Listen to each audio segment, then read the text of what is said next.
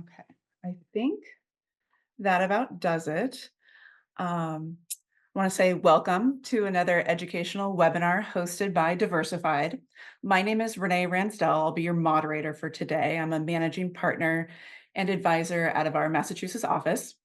I want to say welcome back to any previous attendees, and for our first time attendees, you'll come to learn that in addition to educational events like taxes, RMDs, market commentary, we recognize that there are aspects of our financial lives that extend beyond data and dollars, which brings us to today's presentation, the power and purpose as you age. And so for today's presentation, it'll actually be hosted by Dr. Karen Midier. Dr. Karen is a clinical psychologist, aging specialist, and life coach with 45 plus years of experience helping adults navigate retirement with purpose, resilience, and joy. She focuses on the emotional and lifestyle aspects of aging, not the finances, helping guide clients to rediscover meaning, connection, and vitality. Her background includes leadership roles in long-term care, hospital systems, and wellness organizations. Now based in Fort Collins, Colorado, Dr. Karen blends evidence-based psychology with integrative wellness to support fulfilling and vibrant aging. So before I turn the mic over to Dr. Karen, please know that we will save time for questions at the end. So if you think of any during the presentation, please feel free to add it to the chat or the Q&A, and we'll do our best to address all the questions at the end. So with that, Dr. Karen, the mic is yours. Okay. Well, thank you so much. I am delighted to be here today. I hope everyone is comfortable, whether or not you're joining me at the kitchen table with a cup of coffee or your favorite chair, or as one of my clients sometimes said to me, sometimes I'm in my car or in the grocery store. So hopefully you're not there, but but I hope you're comfortable so that because I have a lot of really good information for you to be able to have today. And you will have a workbook, which you will also have. So you don't have to worry about taking notes about things to do because there will be some things and challenges for you to do in the workbook. So I was thinking about how to frame our time today together, and I kept coming back to something that's near and dear to my heart, which is cooking. So now I'm surrounded by my cookbooks and my printed recipes, and my partner is probably ready to go and hide all my cooking magazines because I keep on finding new things to try.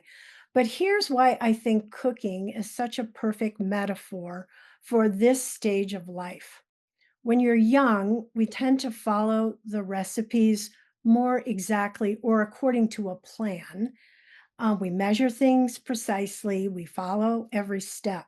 But as we get experience in the kitchen or with a recipe, we start to improvise, we adapt, and sometimes we even create our own dishes based on what we have available, what our family enjoys, and what makes us feel good. And so for us, we are going to be looking at why purpose actually can relate to this because purpose is something that develops over time.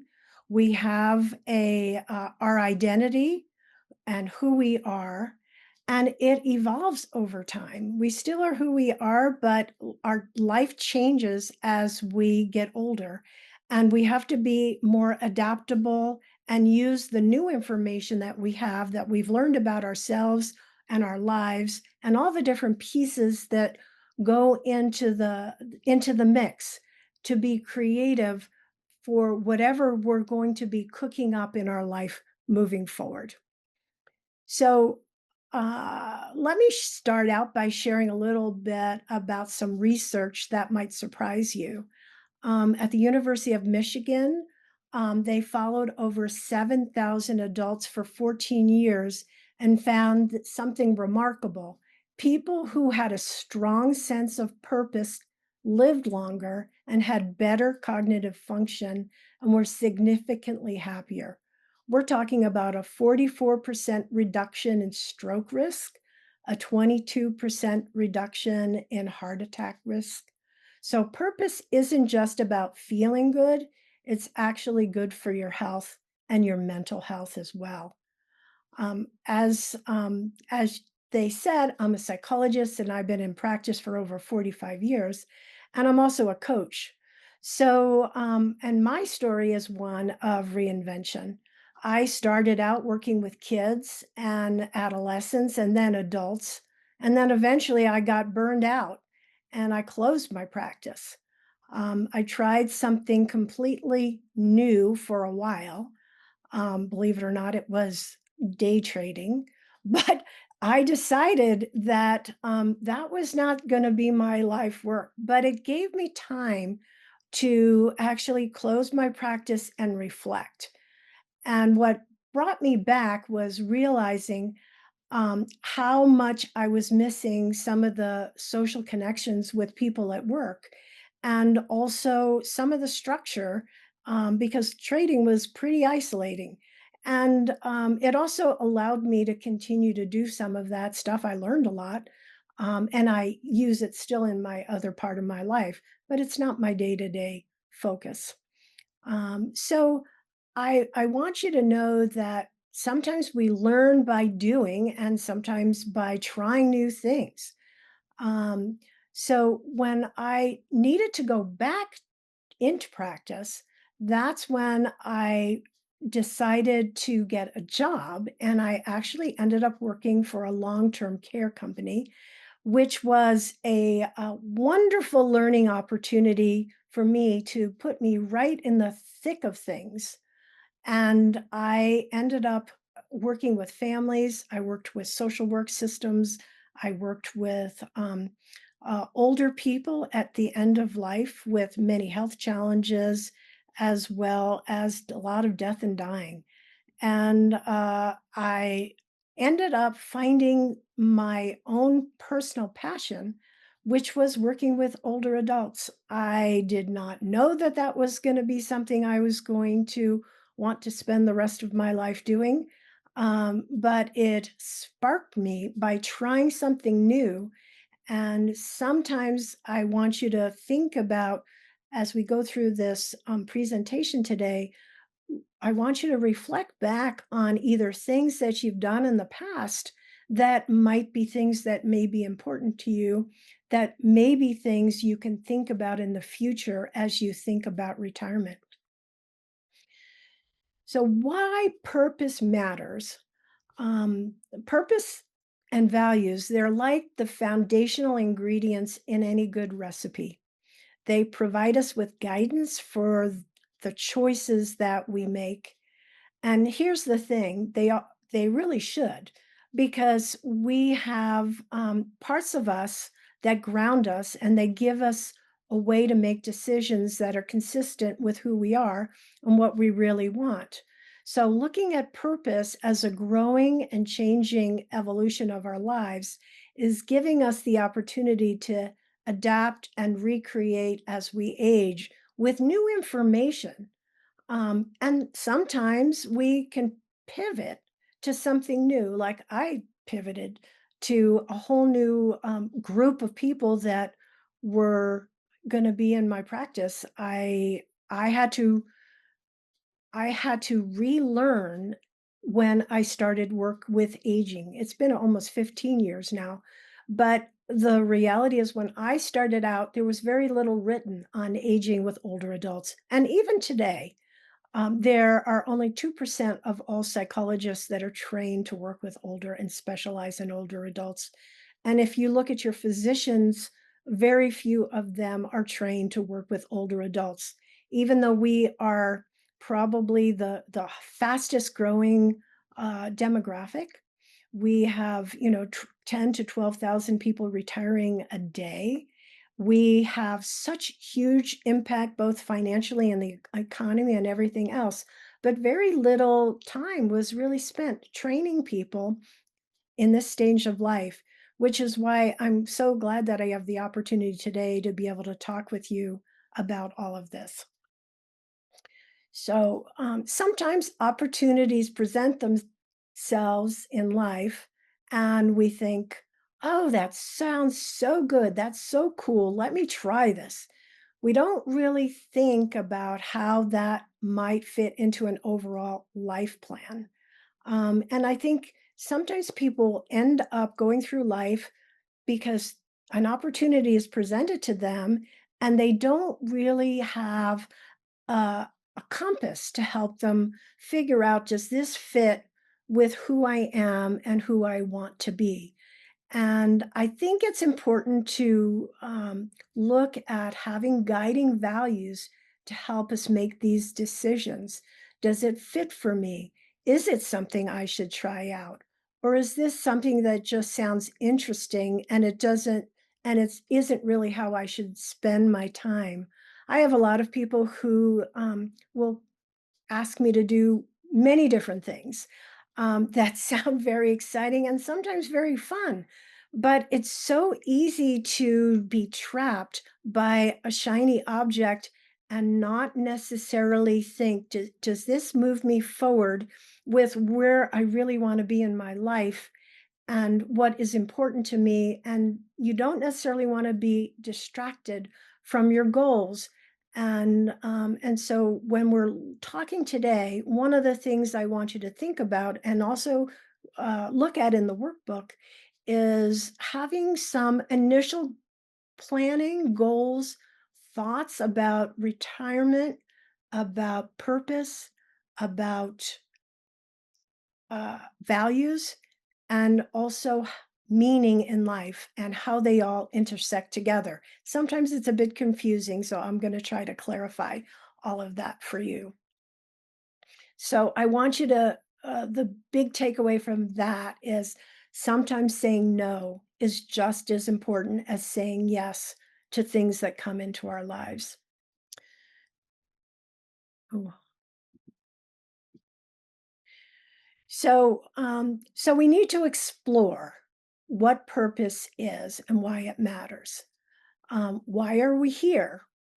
What do we want to focus on? What are the kinds of questions that become really important as we begin this journey of figuring out who we are now as we get older? When I was 50, I got divorced. It was a really tough time, but it was also a time of reinvention and exploration. I did a lot of journaling to get in touch with myself to figure out what I really wanted to do. And that exploration eventually led me to do this work with older adults. It's why I ended up doing the long term care work, and it also gave me time to really think about how I wanted to spend my time. And for me, one of my top values was spending time with my family and my children. And so that helped guide me and give me time to do that. So this is a time for you to reflect. What pivotal moments or situations in your life have influenced you in your decisions about what to do? And it's important for you to maybe even do a timeline of things that have really affected you in your life. It could be the death of somebody, it could be a peak experience at work, it could be having children, it could be making a move, it could be going back to school. There's a lot of different things in our lives that affect us in the changes that we make going forward. So sometimes there are things that you didn't plan on. Maybe you had an accident and you can't do some of the things that you did before. Sometimes you're given a role of taking care of a loved one that hadn't been in the planning stage. Um, so it could be you become a caregiver by default. It could be for, I have some people who have had to be caregivers for their adult children who may have had some sort of disability or an accident. It could be becoming a caregiver for your parent, because I work with people from 50 to, 100. So, many of those people still have parents who are alive and they have a role in it, maybe either not directly taking care of them, though sometimes they live with them and they do, but sometimes it could be managing, caretaking in a family member or potentially a partner who might have gotten ill with Parkinson's or dementia or something that they didn't know of before. They became disabled in some way. So, these are things that sometimes will come into your life that could be ways for you to have it to pivot in a way that you really hadn't planned on. So, even if something like that happens, if you still have done the work on values and purpose and goals and what's important, you can have that in your background to help you make decisions about what's best for both you personally and your family and how to navigate the challenges that you will be having to look at moving forward. So, I want you to pay attention to what things give you energy in your life during your day. What things, even if you're watching TV, what things speak to your heart. Um, I want you to have lessons to learn from your family, your friends, your reading, and from the world because life is always giving us opportunities. It's up to us to notice them and take the little tidbits and massage them. Sometimes we need to put them under a microscope and sit with them for a while and put things down on paper, try them out, toss out what doesn't serve you, and then try it again with new information so that you can begin moving forward. So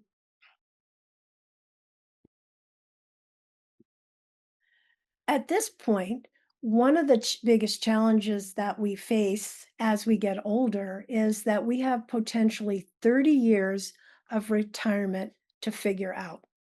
So some people retire earlier. I retired in my late 50s and then went back to work in my early 60s and then did semi-retirement. I mean, I'm kind of working 3 days a week. I mean, that's the plan right now.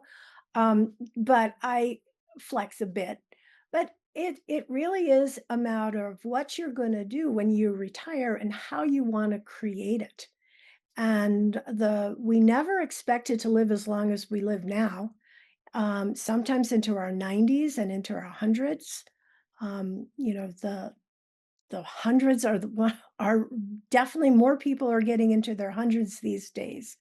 My grandmother passed away at 103. So it happens way more than you would think. If you're living pretty healthily at age 65, the chances that you'll live another 10, 20, or even 30 years are pretty significant. So all of a sudden, you've got all this potential extra time. Some people have a lot of money, some people have very little. But here's what I've learned: happiness doesn't necessarily depend on financial stability. Money doesn't bring happiness, it does bring stability, but but it's important for planning. So it's important that you're working with your financial planners to be able to have whatever stability that you can have in life, but it's not the key ingredient for a meaningful life. So the traditional roles of retirement don't necessarily apply anymore. Research shows that 96% of people know that our old retirement roles of are no longer there.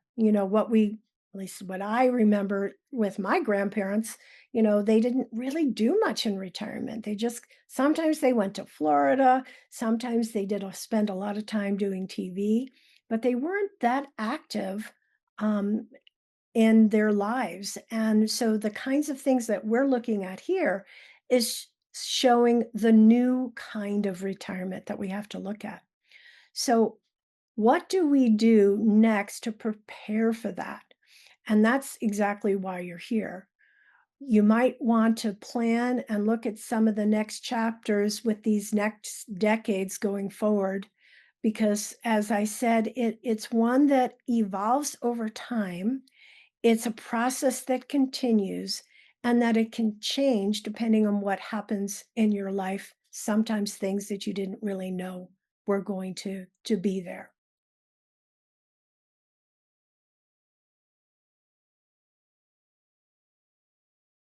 So just like food, people's likes and dislikes around purpose are very individual. You might love volunteering at an animal shelter, but that may make your neighbor break out in hives. You might find deep meaning in teaching, while someone else finds that exhausting. But, you know, part of the reason that I became such a good cook was because I was just such a picky eater. I had to learn to make food that I actually wanted to eat. And that's what we're doing with purpose. We're learning to create a life that truly nourishes us. And we are trying to find the ways around doing it that is fun and where we can explore and where we can learn and we can use the information that we've learned about ourselves, because we've lived our life for 50, 60, or for me, 70 some odd years. And that information is important for us to rely on as we get through this process of exploration. Um, I really try to tell people how this process takes time, um, and and you have to set time away to do that. And what's important is that you work is the work world, if you were at work, was important in life, but if you take that work world away, sometimes you don't realize that all the benefits that you were getting were not just the financial ones. I mean, the financial one is important, but work gives us structure. It gives us expectations of things to do. It gives us the reason to get up in the morning. It gives us social connection, identity, and a sense of contributing to something. And when we leave the world of work, sometimes people don't realize what they're losing until they've lost it. They're so focused on the end goal. I'm tired of this. I'm burnt out. I hate having to get up every day to go to work. Um, but there was a lot that work provided that we needed. And then when we don't have it, all of a sudden, it's a pretty big loss. And when people often came to me, they feeling miserable and depressed because they were retired, they were flummoxed by that. It was like, "How can this be? I reached the goal. I got retired. Why do I feel so miserable?" And part of that is because people didn't realize the what all the different components that the world of work provided for them. And even if you weren't working in it, let's say you were raising a family, this happens to people when, there's the empty nest syndrome, when children go away to college and all of a sudden their identity and role and need becomes less important. I also have clients who can't leave the workforce. They come to me because they're too scared to retire because they know their life was tied up in work, and so, they didn't really do the exploration plot process to figure out and develop social connections, or maybe they didn't have a family. Maybe they never had children. Maybe they never got married. And so they don't have other things going on in their lives. And so there's an emptiness that they have, and they are having to start out and learn, what is it that I really want? And that can be a daunting challenge for somebody when they're having to begin to look at that in their 50s or 60s. Um, Usually, I don't have people in their 70s doing that, but I certainly have people in my 60s, in their 60s, who will come to me and say, I don't know who I am. I don't know what I want. And we have to start really exploring. And so that's part of what we're going to be doing now. So whether or not you know a lot about yourself, or if you have to learn, there are things to do to make a difference. So the reality is, uh, life evolves and throws us curves. Sometimes Uh, we have losses, like I said. Sometimes there are transitions and life challenges and changing needs. Sometimes it's a financial constraint that happened and a health concern. Think of it like cooking. Sometimes you're halfway through making dinner and realize that you're out of a key ingredient. Do you panic? Do you give up? Or do you get creative and figure out what else might work? Can you be that adaptable where you can take the challenge and figure out what else to do to be able to substitute something that's new, or maybe have to learn something that's new to be able to move forward in your life so that you don't just feel stuck and overwhelmed?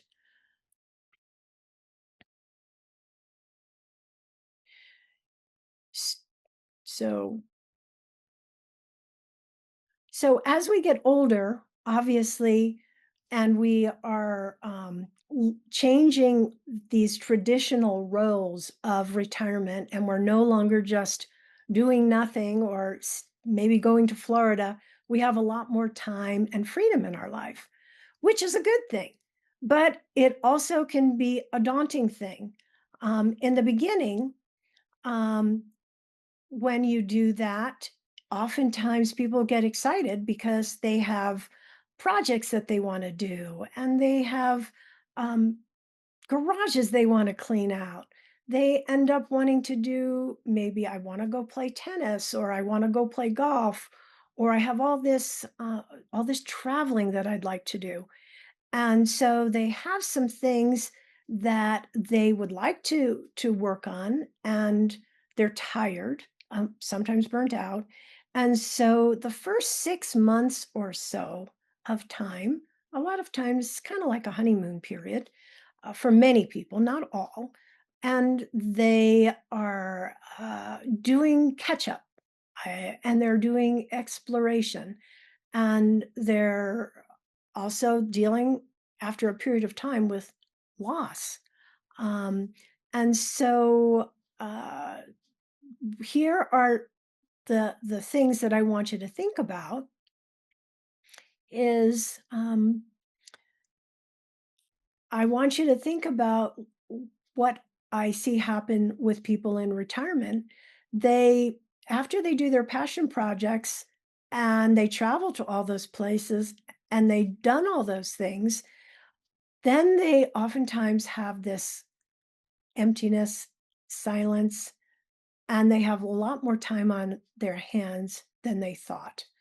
They've done some recovery from the work world and they've done those initial to-dos, but then they're asking what's next. And that's the piece that I think we need to look at. So, uh, attitude around aging also makes a difference as well. Because if you are feeling young and you're feeling vibrant, then you figure, well, I got a lot of time to be able to do all of this. I've got so much time, so I don't have to worry so much about how I'm going to move forward. I'm just going to do the things I want. But I am going to and entertain the idea that if you are in the negative part of thinking like, "Oh my god, I'm gonna be, I'm retired. I'm in this place where I am feeling uh, at a loss, or I'm negative because I'm older and my body isn't the same anymore, and I'm going to be like my grandma and die at 60, that doesn't help you feel positive about retiring. And if so, working on mindset during this period of time is important. How you view things and these opportunities are it's going to be important to your longevity. The research shows that if you continue to have a positive mindset about aging, you will live 7 years longer than if you have a negative mindset on aging. So, mindset is important. It's always important, but for aging, it's particularly important. So let's do a quick assessment. Where are you in the process of are you still planning for retirement and you're trying to build your toolbox? Because that's what I'm looking at here is having us build a toolbox. Are you in the honeymoon phase where you're enjoying the freedom? Or are you past the honeymoon stage and you're starting to feel restless and bored? um, Already deep into creating your next chapter, or are you looking to refine it? I have some clients who come to me sometimes in their 50s, um, and they might have sold a business, and all of a sudden they are also in that phase of what do I do next? Do I create a new business? Do I how do I spend my time as even though I might have all the money in the world, but I don't know what I want to do with my time now that I'm done with whatever it is that I was doing before. And I want you to know that there's no right or wrong answer here.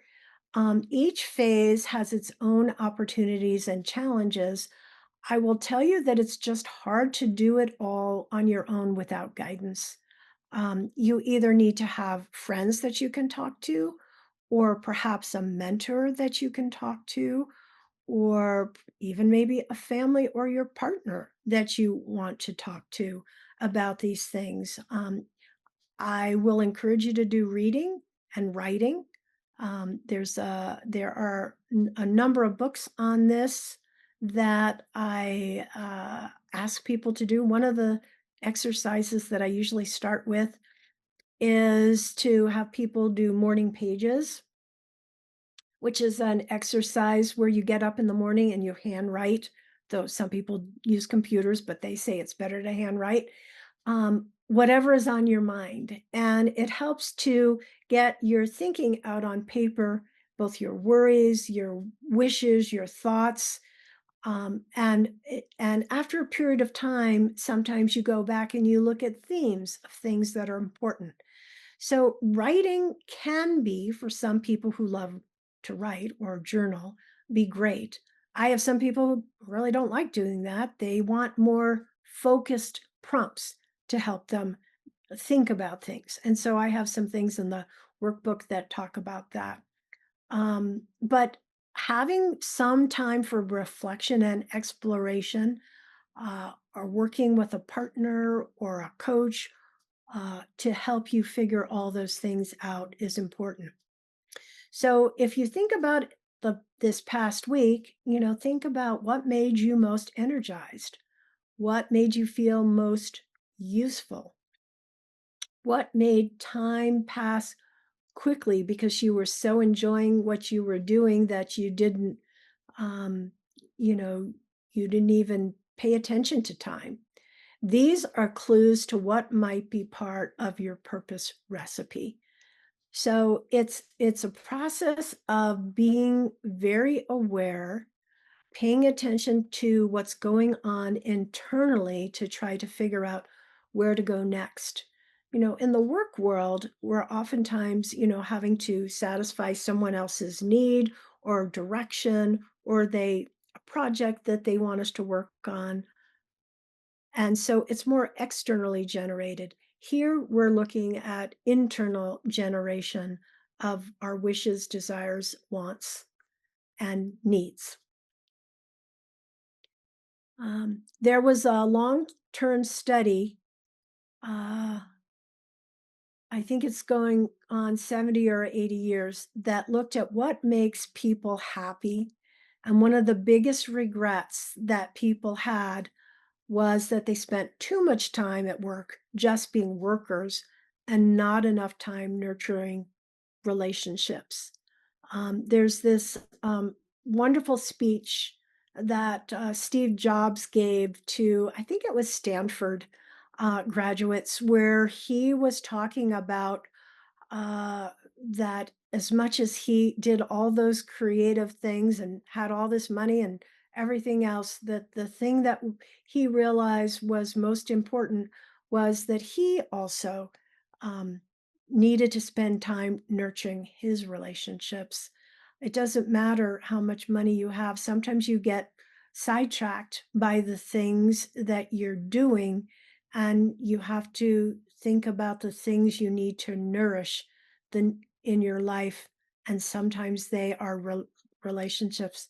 And if you're out of practice with building relationships and people, I mean, I think even after COVID, I have found people got out of practice, um, connecting with people and being outside, or sometimes some of my older 80-year-olds, the only thing they did was go to doctors. And even now, a lot of times as people get older, their life shrinks, and the kinds of things they do outside of their physical health is limited. And we have to work at enlarging that, giving people purpose and meaning, helping them realize that so that their life becomes more meaningful as they get older, when some of the things that they used to do get taken away from them, and where their health may be a priority, and it needs to be a priority, but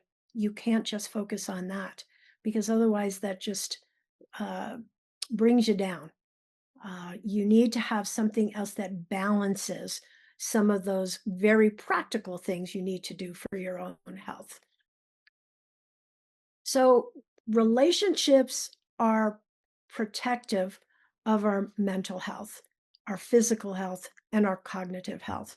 So, if you're not just looking at not being bored, and if you're looking at making your life the best that it can be moving forward and protecting yourself from dementia and depression, social connection is one of the research topics that consistently shows that we need other people in our lives in order to be more youthful in our views of things, as well as to feel like we have value.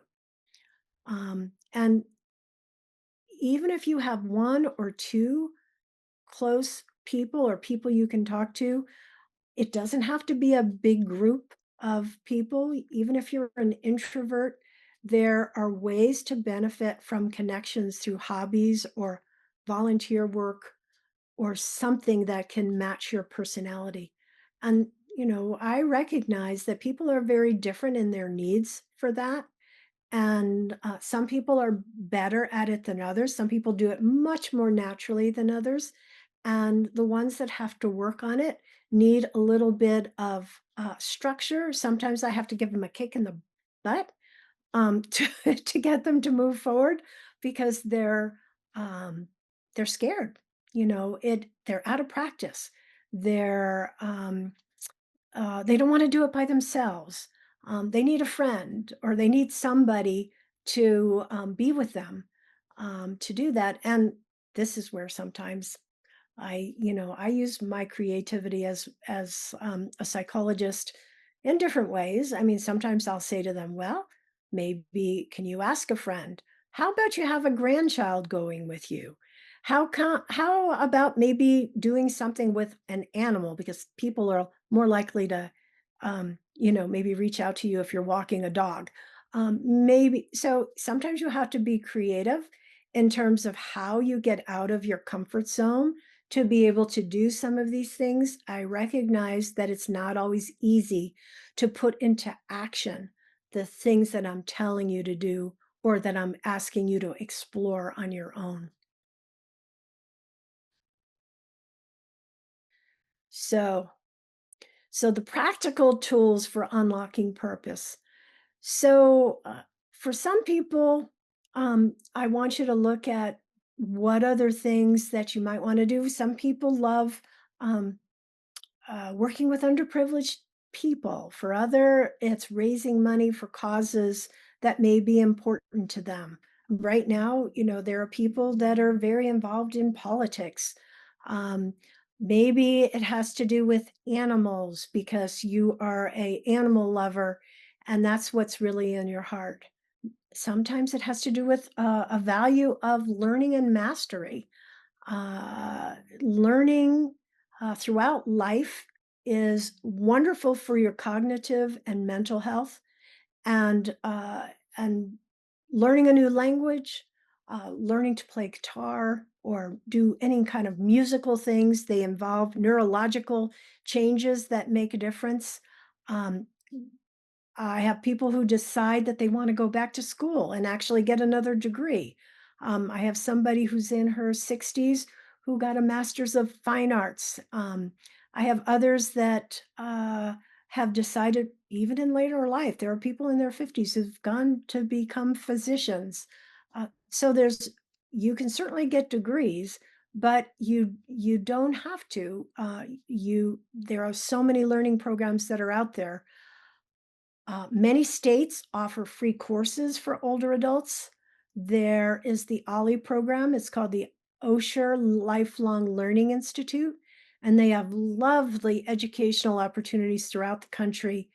They're usually attached to universities, and because of COVID, we now have both Zoom opportunities as well as in-person opportunities, which is great because not everyone is close to universities. And so that way people who are in more rural areas can attend those. They're not for grades, so you can just do things that are interesting to you.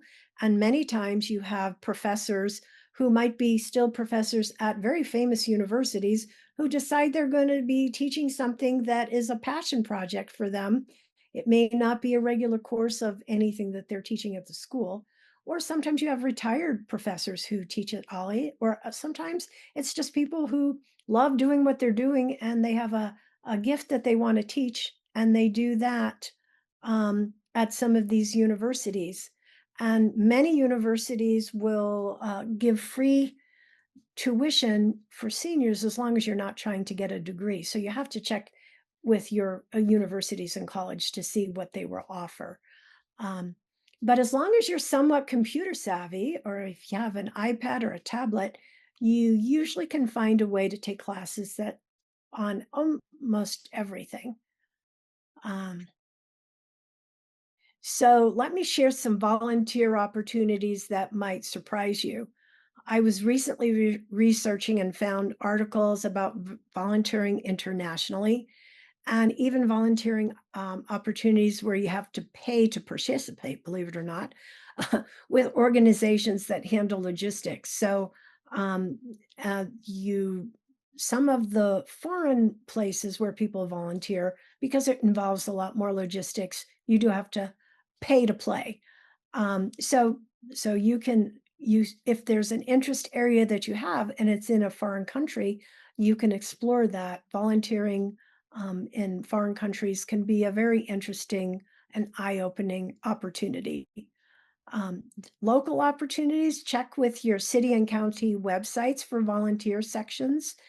um, Arts organizations learn, they like help, even helping people get seated in a theater. That certainly is a volunteer opportunity. And then people can actually decide that they want to take art classes. I have one of my clients recently who, actually I have two clients that are doing improv.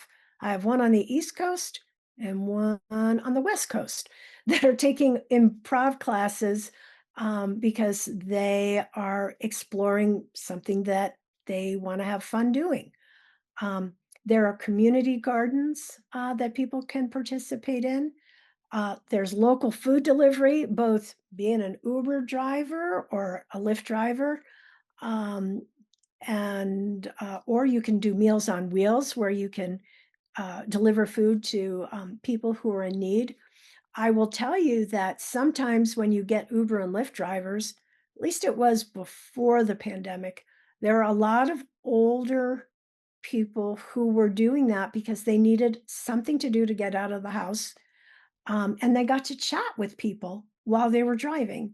And so for them, it wasn't just only a money activity. It would actually, sometimes they're, if it was a wife or a husband, sometimes they would say, tired of having you in the home all the time. You need to go out and do something. They didn't know what to do. So they got a job as an Uber or Lyft driver. You never know what will inspire people to finally get out of the house. Um, Also, you can help in schools, reading with kids or helping in the classroom, or sometimes the library can be a great volunteer opportunity. Parks and recreation. I have had a gentleman who was working on, actually, he was driving a bus at Raccoon Mountain National Park. And because it was something he could do, and he loved doing it. He got to be in the park, he got to meet people from all over the world, and he was driving a bus. And then you have people who are helping the campgrounds. They volunteer doing that because that way they can kind of be out in a campground and helping others.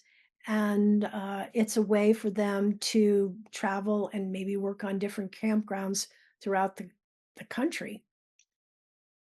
I recently, because I moved to Fort Collins just a couple of years ago, I went to a newcomers group, and there I met people who came to Fort Collins from all over, and they told me about all the different volunteer opportunities here.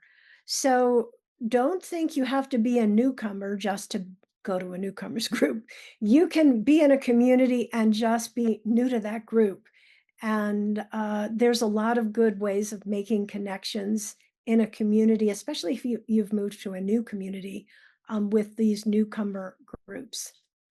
Uh, another opportunity that people do is score.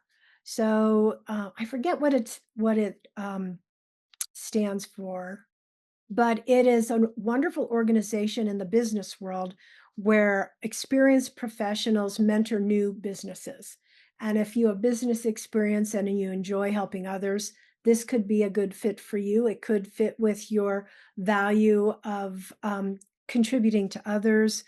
It also is a social connection opportunity. So if you think about, again, which are the values that are most important to you, you can look at all these different things and say, well, this might fit this might fit this need, and try them out. You're not making commitments for life. You can do it and then decide if you want to do less of it. So, am I out of time? I just realized that it's almost 10 to 11. Hi, Um, hi, Karen. I wouldn't say that we're out of time, but I didn't want to interrupt. That was a lot of information that I think we can all find valuable. If you have any closing remarks, otherwise I can absolutely pivot to the questions that we've received. okay, I'm just going to do my conclusion. So I'll skip to Okay. conclusions. Okay. So let me leave you with the key things that I hope you'll remember. Purpose and values are your foundation. They help you make decisions that fit who you really are. This is a phase of life that requires exploration, just like cooking. It takes time to find what nourishes you, and that relationships are protective. Whatever you choose to do, find ways to connect with others, and you don't have to do it change completely. You work with who you are, don't fight against it, and start exploring now whether you plan for retirement or you're already there. And use your passions, persons, purpose, gifts, and values for the future. Terrific. Well, thank you so much for all of that, Dr. Karen. So if you don't mind, I'll just segue into a few questions that we've received in the interim. Sure. So let me switch screens here just so I can get the question correctly here. Um, so one topic that came up was if someone has a differing if they and their partner have differing missions, how can they work on something like this together? That's a great question. I think that part of what people need to do when they're doing stuff like that is to think about um, the uh, having meetings together where they explore their differences. Because people do retire at different ages. and at different times, and one may be ready to retire and the other one is not. A lot of women went into the workforce later and they're still wanting to work. Sometimes their husbands are younger, or it could be the other way around. So it is important to be able to get the people sitting down together and do some of their own writing both separately and then meeting together. I usually will talk with couples about having quarterly meetings where they talk about their wishes and desires for retirement and how they want it to be. And even if they are different, see if there's some ways for them to find things that they can do together, or sometimes it's even taking turns. Let's do, this month, let's do some of the things that you're interested in doing and see if we can do them together. This next month, we can maybe do some of the things I'm doing and then we can do them together. And we also have time where we can do things separately because we do have our own personal things that we would like to be able to do. And it's nothing that says that we have to do everything together. Now, this can be a challenge because there are some people that their desire is to do everything together in retirement, and their partner may not want that. And if it's too much of a challenge, it might be an opportunity to do some couples work together. If they can't find a way together to come up with a solution. But I would continue to do some writing and doing it separately and then share it together. I have clients that they meet and they have these discussions sometimes quarterly, sometimes yearly, depending on what they're doing. And it can be challenging, but it also can be exciting. Maybe you're open to trying something you never tried before that your partner still wants to do. Terrific. Okay. And I feel like this next question was, someone was speaking to my soul. Um, it's with day-to-day obligations, how would I begin to work on purpose and meaning? So when you're really, really, it's scheduling it in your calendar. Yeah. So, it's if this is really that important to you, you need to take the time. So sometimes people will, if their life is too challenging that way, sometimes they need to take a weekend off. Maybe if somebody else takes the major day-to-day challenges in their lives and they may not be able to do a weekend, maybe they can do a day you could do a day, or maybe you can do 4 hours, or you do say before everyone gets up in the morning, I'm going to spend an hour 3 times a week, and I'm going to put it in my calendar. It goes in with everything else so that you block out the time. Time blocking can be very important to be able to do it, or it may need to be in the evening when everybody else is asleep to be able to do it. It is important to be able to do that. If you don't have time in your house, go to the library. They have oftentimes the libraries have great rooms where you can kind of put yourself in there, usually for a couple hours at a time, where you can say, "Okay, I'm just going to be here, and I won't have all the distractions of my family obligations when I'm in the library." Sure. Okay, last question, because we're gonna bump up at the end of the hour here. For people that, have someone in their life, if it's a parent, if it's a partner, that probably needs to reflect on this and do the work themselves, how would you suggest, um, initiating that process? So, so if they have, so if they have a parent Yeah, who they're I'm worried I'm about. thinking of my own parents. Right.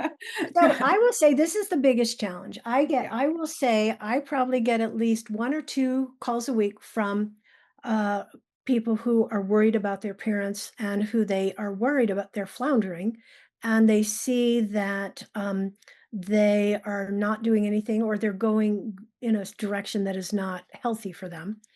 And it's really hard to get most parents on board. Some of it is they just don't want their child telling them what to do. So you got part of that. Then the other part is they don't see it as a problem. So you have that. And so I would say that you need to make it more like a fun project and it's kind of like learning to engage your children learning how to cook and you make it a we thing versus I'm going to tell you what to do. And maybe you do something creative like going, maybe you have pictures of and you can tell stories from the pictures. Maybe they have pictures from their lives and you talk with them about, well, I see you were doing stuff with horses here or you were you did a lot of interesting things as a young person. So getting them to tell the stories of their lives and the things that were important to them and the things that they might have missed, and to begin to have them open up and explore about that. And the other thing is to get them to talk about the things they've learned about that they wish they might have done differently, or the things they learned about that they want to pass on to you and your children. So you can make them feel like they are still important. I think one of the biggest things as people get into the oldest old ages is they don't feel like they're relevant, important, useful anymore. And so anything you can do to engage them where they feel like they have something to offer is really important, both for their mental health and it helps you feel like you are somehow giving them something as well. Getting them to go for coaching or a class may be more than they're willing to do. I Sure. just know it's hard. It's not impossible. I also have some kids who have given gifts to their parents about doing like, why don't you just do 2 or 3 coaching sessions? And sometimes parents will do that if it's a gift. Mm, terrific. Well, that's actually a terrific segue. So, first of all, Dr. Karen, thank you so much for your time. And of course, all of our attendees for attending and participation. I just want to remind everyone that you will receive an email follow up from attending that will include the workbook if you're interested in working through that, as well as a link to do a free like discovery call with Dr. Karen if you're not sure the type of services or conversations that you want to begin having. So be on the lookout for that email. And of course, if you have any questions or don't receive the email, please follow up with your advisor, and we'll be sure to get you the information that you need. All right. And with that, we'll end the webinar. And again, thank you for everyone for attending.